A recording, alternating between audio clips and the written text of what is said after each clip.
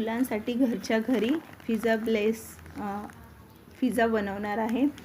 तुम्ही हा पिझ्झा ओव्हनमध्ये पण बनवू शकता, पण हा रेडीमेड पिझ्झा बेस आहे, तर कमी ह्याच्यावरती करायचा आहे तुम्हाला। किंचित एक मिनिटासाठी पण तुम्ही ओव्हनमध्ये करू शकता। आणि 2 वेळा अगोदर हा बेसला व्यवस्थित बटर वगैरे लावून गरम करून घ्यायचं आहे दोन्ही साईडनी।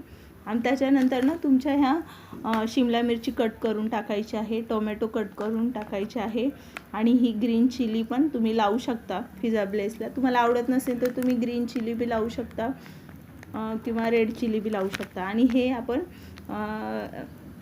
आपले सीड्स घेतलेले आहे, चिली सीड्स आपल्याला फूड बास्केटमध्ये भेटू शकतात। हे पण आपण त्याच्यावरती टाकणार आहोत। आणि हे आपण 2 चीजचे हे छोटे छोटे हे वापरणार आहोत। चला तर आपण मुलांसाठी खास रेसिपी बनवणार आहोत। पिझ्झा बेस असा दोन्ही साईडनी व्यवस्थित भाजून घ्यायचा आहे, आणि त्याच्यानंतर ना त्याला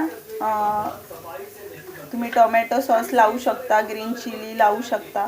तुम्हाला जी फेवरेट ग्रेव्ही आवडते चिली मधली ती तुम्ही लावू शकता।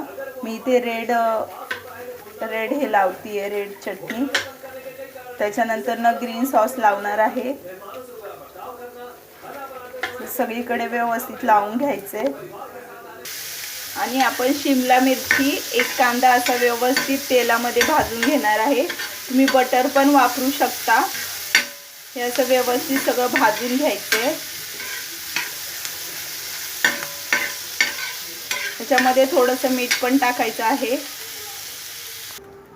आता आपण ह्या पिझ्झा बेसवरती आपलं ऑनियन आणि कॅप्सिकम कापलेला आहे, हे सगळीकडनं व्यवस्थित पसरून ठेवायचं आहे।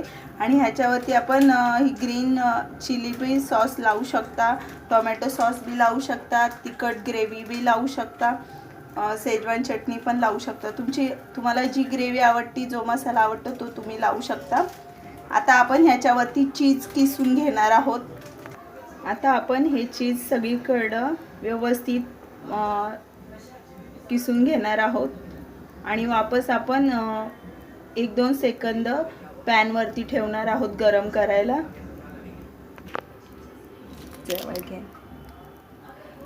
हे असं सगळीकडनं टाकून घ्यायचं आहे। रेड चिली पण तुम्ही टाकू शकता, आणि तुम्ही ही रेड चिली सीड्स पण टाकू शकता। तुम्हाला जे आवडतं ते तुम्ही टाकू शकता। आपला होम मेड पिझ्झा तयार आहे, तुम्ही पण ट्राय करा। बाय। आता आपण ह्याच्यावरती रेड सीड्स टाकलेले आहे, आणि ह्याच्यावरती तुम्ही ग्रीन सॉस पण लावू शकता। माझ्या मुलाला आवडत नाही म्हणून मी लावत नाहीये।